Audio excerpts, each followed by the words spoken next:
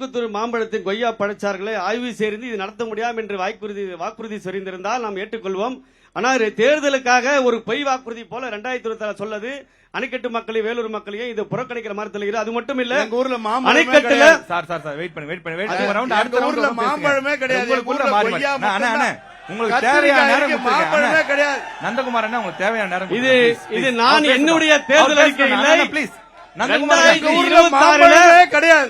மாம்பழம் இல்லாமல் மாம்பழம் கொய்யா பழம் எதற்காக கூட தேர்தல் வாக்குறுதி. இது நீங்க பாருங்க. உங்களுக்கு மாம்பழம் இருக்கா இல்லையா? இதுல பாருங்க, எங்களதுல மாம்பழம் இருக்குது தெரியுமே. அது நிரந்தரமான மாம்பழம். உங்க கூட்டணி இந்த மாம்பழத்தை கொய்யாவை பாருங்கள். திமுக தேர்தல் வாக்குறுதி. இருங்க 2 பேர் சொல்றதுமே கரெக்ட் தான். 2 பேர் சொல்றதுமே கரெக்ட் தான். அவங்க கிட்ட மாம்பழம் இருக்கு, இவங்க கிட்ட மாம்பழம் இல்ல. உண்மைதான். பேசுங்க.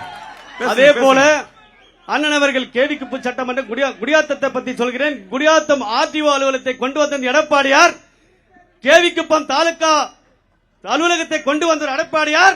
ஆனா 5 ஆண்டு காலம் இன்றைக்கு கேவிக்குப்பத்தினுடைய காவல்துறை துணை கண்காணிப்பாளர் அலுவலகம் இல்லை. இன்றைக்கு காவல்துறை துணை கண்காணிப்பாளர் அலுவலகம் இல்லை. இன்னைக்கு தீயணைப்புத்துறை அலுவலகம் இல்லை.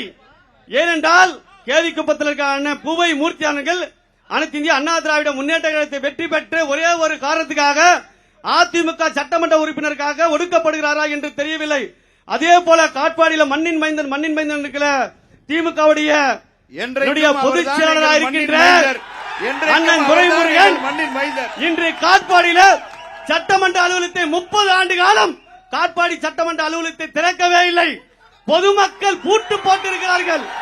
பொதுமக்கள் எங்கே போய் நீங்க குறைகளை கேட்பார்கள். சட்டமன்ற அலுவலகம் எதற்காக தொடங்கப்பட்டது?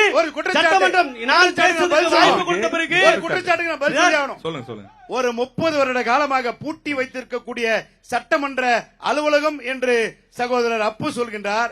30 வருஷமா பூட்டி வச்சிருக்கக்கூடிய அந்த அலுவலகம் இவர் சொல்லும் போது 30 வருட காலமாகவும் எங்கள் மண்ணின் மைந்தர் அண்ணன் துரைமுருகன் தான் எம்எல்ஏ. மக்களுக்கு செய்யறோம். நான் எம்எல்ஏ என்பது எந்த பயனும் இல்லை. அமைச்சர் என்பது எந்த பயனும் இல்ல.